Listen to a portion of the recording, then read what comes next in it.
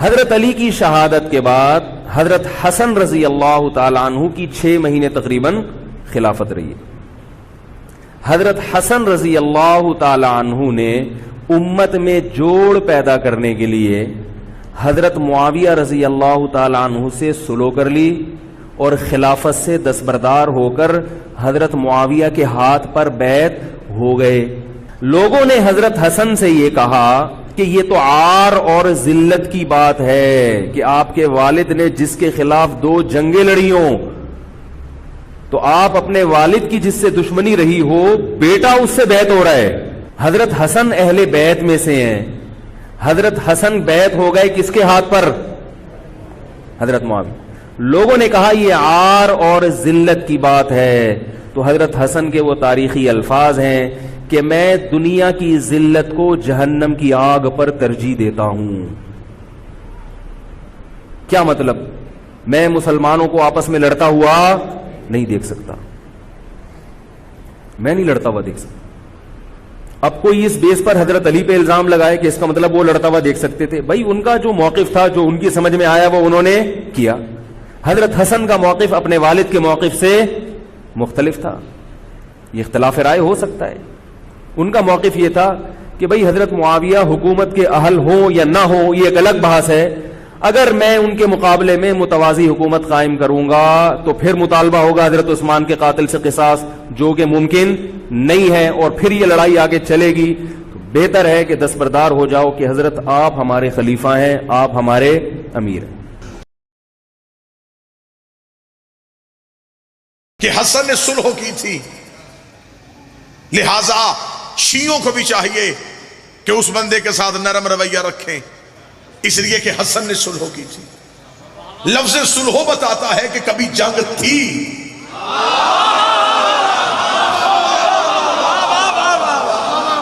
کبھی دوستی میں تو صلح نہیں ہوئی، صلح ہمیشہ دشمنی پہ ہوتی۔ صلح ہم بعد میں دیکھیں گے، پہلے تو اتنا تو مان تک دشمنی تھی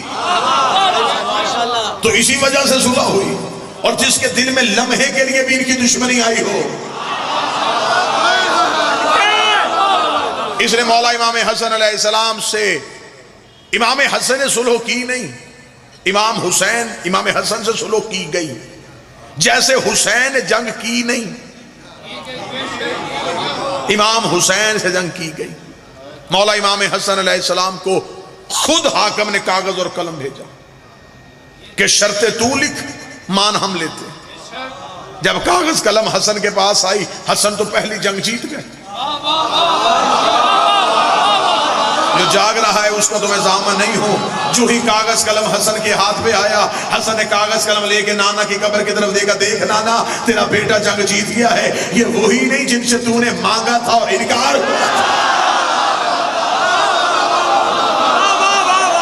تو نے کہا تھا، اور آج دیکھ کاغذ قلم میرے دروازے پہ آ گیا۔ امام حسن علیہ السلام نے تو صلح کی پہلی شرط لکھی، لاہور میں پہلی شرط پڑھنے لگا، یہ شرط نہیں تھی، یہ حسن کے لڑنے کا طریقہ تھا۔ امام حسن نے تلوار نہیں اٹھائی، قلم کے ساتھ جنگ کی، اتنا گہرا زخم دیا ملوکیت کو کہ آج تک ملوکیت حسن کا دیا ہوا زخم بھر نہیں رہی۔ کیا زخم دیا؟ امام حسن نے پہلی شرط کیا لکھی؟ جو نوجوان بچے بیٹھے، امام حسن کا پہلی شرط، آج کے بعد حاکم سنت قرآن و سنت پہ عمل کرے گا۔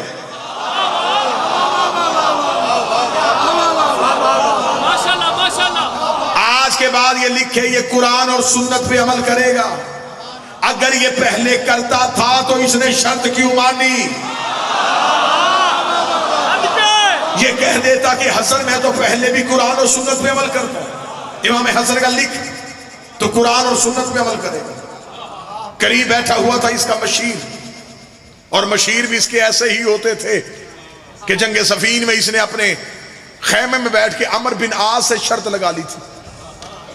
یزید کے باپ نے کہا کہ زیادہ میں ذہین ہوں، عمر بن عاص نے کہا زیادہ ذہین میں ہوں۔ اس نے کہا تیرا مشورہ نہ بھی ہو تو میں حکومت چلا سکتا ہوں۔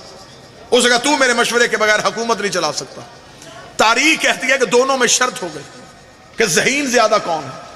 عمر بن عاص نے کہا چل میں تجھے ایک بات بتاتا ہوں، کان میرے قریب کر۔ اس نے کان قریب کیا، اس نے کہا تجھ جیسا بے وقوف کون ہوگا، خیمے میں تیرے میرے سوا ہے کوئی نہیں۔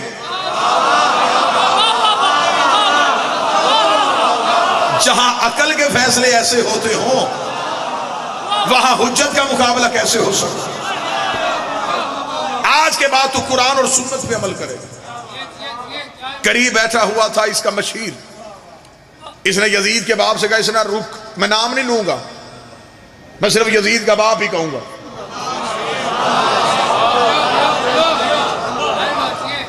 سائیکل چور کو بھی پولیس والے پکڑ لیں تو کان سے پکڑ کے پہلا سوال کرتے ہیں کس کا بیٹا ہے؟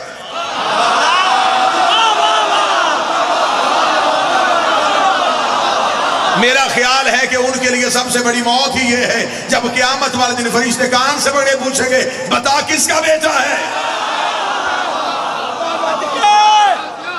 آج کے بعد تو قرآن اور سنت پہ عمل کرے گا۔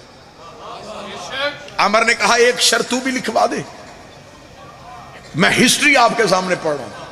اس نے کہا ایک شرط حسن تو نے لکھی، ایک ہم لکھوائیں گے۔ امام حسن نے مسکرا کر لکھوا، اس نے کہا لکھ شرط کہ صرف قرآن اور سنت پہ عمل نہیں ہوگا، سیرت شیخین پہ بھی عمل ہوگا۔ سیرت شیخین جو پہلی خلافتوں کا دور گزرا تھا ان پہ بھی عمل ہوگا۔ یہ شرط کہنی تھی، امام حسن کے چہرے پہ مسکراہٹ آئی۔ اس نے کہا حسن ہم نے تیری شرط مانی، تو ہماری شرط کیوں نہیں مان رہا؟ امام حسن نے کہا لکھ دوں؟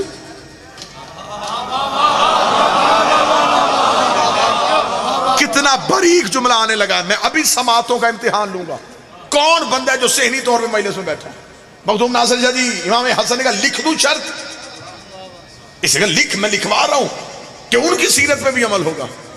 امام حسن نے کہا دیکھ لے میں لکھنے لگا ہوں، یہ شرط تو نے لکھوائی ہے؟ اس نے کہا ہاں میں نے لکھوائی ہے۔ امام حسن نے کہا تو لکھ دے کر یہ کہتے ہیں، یہ تسلیم کر گئے ہیں سیرت شیخین پہ عمل ہوگا۔ جب میں نے قرآن اور سنت والی شرط لکھ دی تھی تو دوسری سیرت لکھوانے کی ضرورت ہی نہیں تھی۔ انہوں نے خود تسلیم کر لیا کہ وہ بھی قرآن اور سنت پہ عمل نہیں کرتے تھے۔ بولو جو حسن کے نوکر بیٹھے، اگر ان کی سیرت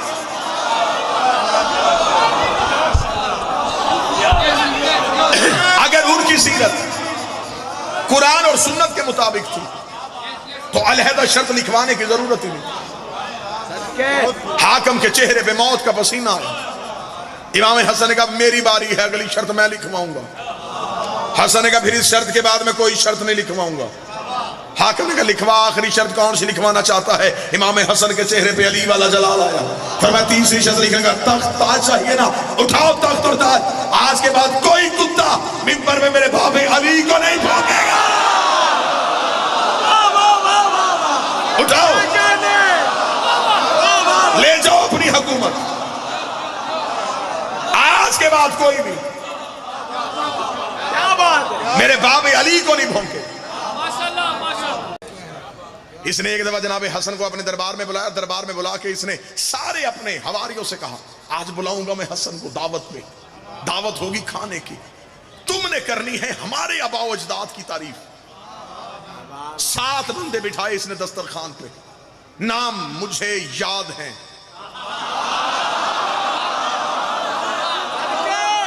لے اس لیے نہیں رہا کہ ولدیت کنفرم نہیں،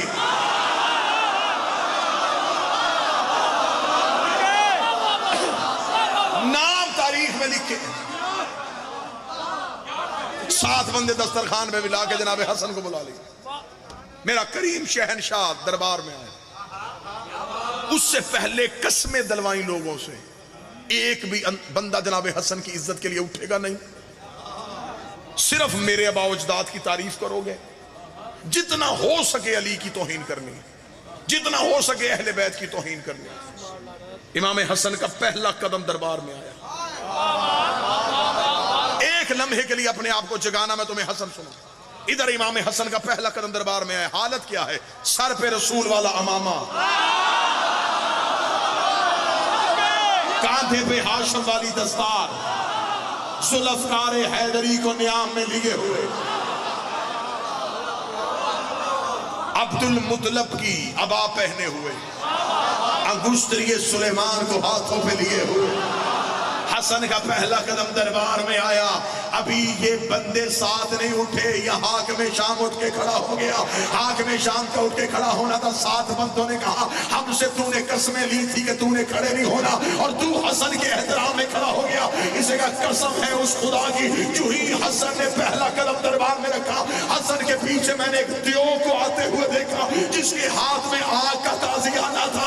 उसने मेरा कान पकड़ा, उठ, हसन के एहतराम